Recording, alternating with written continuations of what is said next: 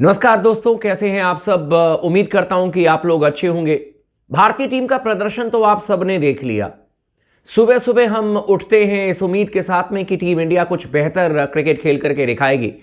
भारतीय टीम के बल्लेबाज कुछ बेहतर तरीके से बैटिंग करेंगे, ऑस्ट्रेलिया के खिलाड़ी भी कुछ मैदान पर मेहनत करेंगे, है कि नहीं। क्योंकि हमारी टीम ने तो 117 ओवर तक फील्डिंग की और सामने वाली टीम ने अब तक 17 ओवर की फील्डिंग की है। 4 विकेट हमारे गिर चुके हैं। लेकिन आज मैं आपको एक ऐसी अंदर की बात बताने जा रहा हूं जिसे सुनने के बाद आपके कानों से लिटरली खून निकल जाएंगे कि भाई, अगर भारतीय टीम बार बार फ्लॉप हो रही है, अपने घर पर हम न्यूजीलैंड के खिलाफ में हारे, इसके अलावा दक्षिण अफ्रीका में जाकर के भारतीय टीम का बुरा हाल था, जैसे तैसे हमारे गेंदबाजों ने हमें एक मैच जिताया। आप ऑस्ट्रेलिया में गए हो, पर्थ में एक मैच जीते, लेकिन एडिलेड में आपकी बैंड बज गई। इसके अलावा देखें तो इस समय ब्रिस्बेन में भारतीय टीम की हालत खराब है और इस समय तमाम फैंस सिर्फ ये चर्चा कर रहे हैं कि सिर्फ बारिश की वजह से हम मैच बचा पाएंगे।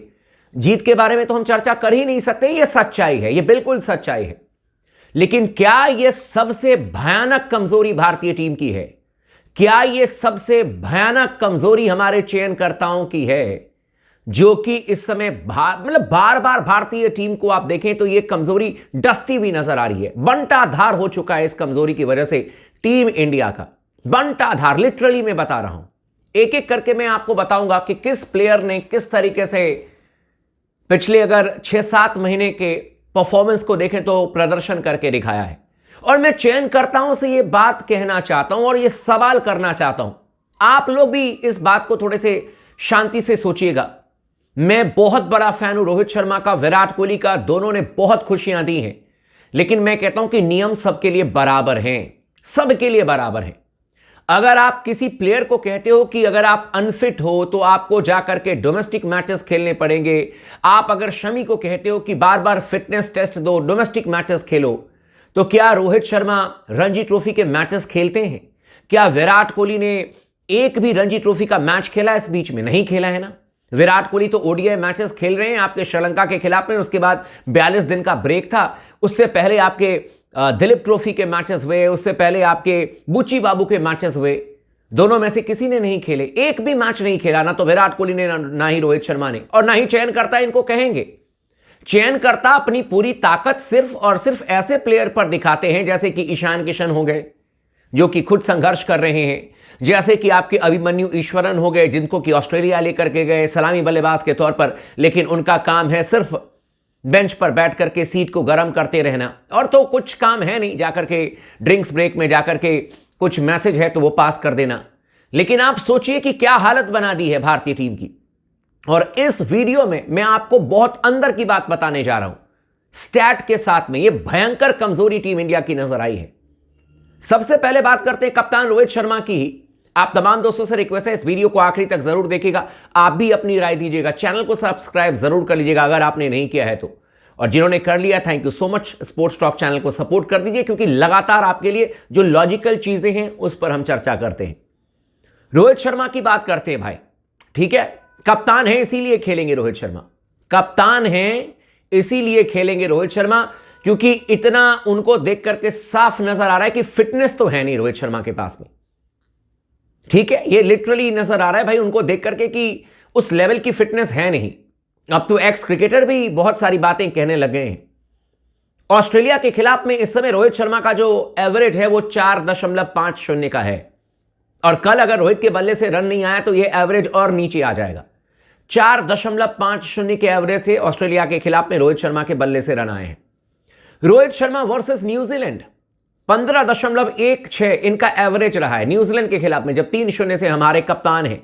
बांग्लादेश के खिलाफ में 10 का एवरेज रहा है, 10.50 का एवरेज रोहित शर्मा का।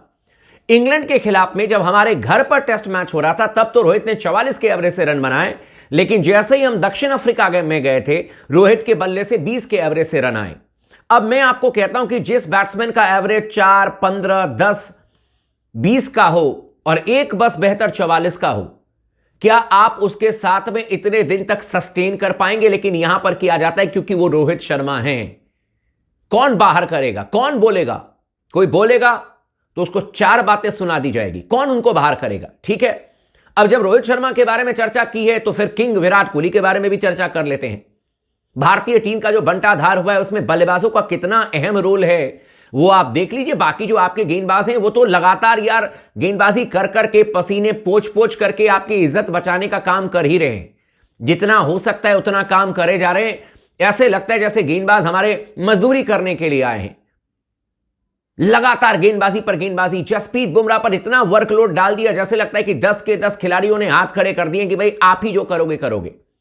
विराट कोहली का एवरेज बांग्लादेश के खिलाफ में 33 का, ठीक है, और ऑस्ट्रेलिया के खिलाफ में वर्तमान में इस समय 31.50 का। लेकिन चौंकाने वाली बात क्या है कि इसमें से एक शतक आया था विराट कोहली का जो नाबाद रहे थे, और अब तक कुल मिलाकर के 126 रन बनाए हैं विराट कोहली ने, जिसमें से एक शतक आया है। आप सोचिए अगर पर्थ में वो शतक नहीं आता तो 2 इनिंग्स वहां पर आ गई, 2 इनिंग्स एडिलेड में और 1 इनिंग आपकी विराट कोहली की आ गई है यहां पर ब्रिस्बेन में। 5 इनिंग्स में विराट कोहली ने 126 रन बनाए हैं, और वो जो सेंचुरी आई थी वो भी मैंने आप लोगों को बताया था, इसलिए आई थी क्योंकि तब तक भारतीय टीम मैच डोमिनेट कर रही थी। 200 रनों की साझेदारी हो चुकी थी, हारने के लिए कुछ नहीं था। लेकिन जब दबाव आता है तब रन करना पड़ता है, और इसीलिए विराट कोहली को दबाव में रन करने के लिए जाना जाता है। लेकिन पता नहीं क्या हो गया विराट कोहली को। शुभमन गिल के बारे में चर्चा कर लेते हैं, ठीक है। इन्होंने ऑस्ट्रेलिया के खिलाफ में अभी 20 के एवरेज से रन बना रहे हैं, 20 के एवरेज से, ठीक है। न्यूजीलैंड के खिलाफ में 36 के एवरेज से रन बनाया शुभमन गिल ने, और ये 3 नंबर के बल्लेबाज हैं। 20, 36। दक्षिण अफ्रीका के खिलाफ में इनका जो एवरेज था वो 18.50 का था। आप सोच लीजिए 20, 36, 18.5। वेस्ट इंडीज जब हम गए थे तब हमारे शुभमन गिल का एवरेज 22.50 का था। लेकिन जब हमारे घर पर मैच होता है इंग्लैंड के खिलाफ में तब भाई का एवरेज 56 का है, और बांग्लादेश के खिलाफ में घर पर मैच में 54 का है। यानी घर के शेर, बाहर पूरी तरीके से ढेर, लेकिन घर पर भी कई बार फ्लॉप होते हैं, जैसे न्यूजीलैंड के खिलाफ में कंप्लीटली फ्लॉप हो गए। यशस्वी जायसवाल, ठीक है, वेस्ट इंडीज के खिलाफ में जब इन्होंने अपने करियर की शुरुआत की इनका एवरेज 88 का, कमाल मचा दिया, धमाल मचा दिया। और मैंने इनके बारे में कई बार जिक्र किया। दक्षिण अफ्रीका में 12.50 का एवरेज, जायसवाल का 12 का एवरेज, और आपके शुभमन गिल का 18 का एवरेज, ठीक है। और शुभमन गिल ने इंग्लैंड में 14 के एवरेज से रन बनाए। जायसवाल को खेलने का मौका नहीं मिला है। इंग्लैंड के खिलाफ में लगभग 90 का एवरेज यशस्वी जायसवाल का, बांग्लादेश के खिलाफ में 47 अपने घर पर, न्यूजीलैंड के खिलाफ में फिर भी 31 का एवरेज, और ऑस्ट्रेलिया के खिलाफ में 37 का एवरेज। लेकिन जायसवाल भी फ्लॉप कहे जाएंगे। यह बैटिंग नहीं है जहां पर कि आप सलामी बल्लेबाज के तौर पर आ रहे हैं, एक मैच में रन कर रहे हैं, 4 मैच आप फ्लॉप हो रहे हैं, और आप जायसवाल हैं, बड़े बल्लेबाज हैं, 37 का एवरेज आपको भाई साहब बिल्कुल भी शोभा नहीं देता। यह अच्छा नहीं है। ऋषभ पंत भाई साहब ऑस्ट्रेलिया के खिलाफ में इस समय 19 के एवरेज से रन बना रहे हैं। गाबा का घमंड तोड़ते तोड़ते इनका खुद का घमंड टूट चुका है। न्यूजीलैंड के खिलाफ में 43 का एवरेज था, बांग्लादेश के खिलाफ में 53 का एवरेज था। लेकिन ऋषभ पंत को जहां पर चलना चाहिए वहां पर नहीं चल रहे, लेकिन फिर भी ये बेहतर काम कर रहे हैं, ये भी मैं कहूंगा। लेकिन यहां पर ऋषभ पंत की कमी साफ तौर पर नजर आ रही है। रोहित शर्मा के बारे में मैंने आपको बता दिया कि इनका बल्ला पूरी तरीके से खामोश हो चुका है। जब आपके 4-5 बल्लेबाज ये 20, 22, 23 के एवरेज से रन बनाएंगे, अपने घर पर फिर भी रन बना लेते हैं, बाहर जाकर के 0 बट्टा सन्नाटा, तो कोच अजीत अगरकर क्या कर रहे हैं, माफ कीजिएगा चयनकर्ता अजीत अगरकर क्या कर रहे हैं? अभिमन्यु ईश्वरन क्यों गए हैं फिर ऑस्ट्रेलिया? इंडिया ए के लिए जो भेज दिया था, साई सुदर्शन ने शतक लगाया था, वो क्यों गए थे? उस शतक का क्या होगा? रणजी ट्रॉफी को कौन देख रहा है? कौन बेहतर बैटिंग कर रहा है? किसको लेकर के टीम में आप आओगे?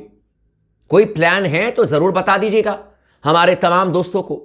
लेकिन मुझे लगता है कि भाई हमारा जो टेस्ट मैच का ग्राफ है ना, वो दिनों दिन ऐसे ही खोखला होता चला जाएगा, बिल्कुल खोखला, क्योंकि डोमेस्टिक स्ट्रक्चर का ढांचा हिल चुका है। सभी युवाओं को आईपीएल खेलना है, यही सच्चाई है, और इस सच्चाई को मैं भी मान चुका हूं, आप भी मान लीजिए और देख लीजिए कि आगे कहां तक हमारा टेस्ट मैच करियर जो है वो आगे खिसकता है। लेकिन रियलिटी यही है भाई। बाकी चैनल को सब्सक्राइब कर लीजिएगा, वीडियो को लाइक कर लीजिएगा, लगातार बने रहे स्पोर्ट्स टॉक के साथ में।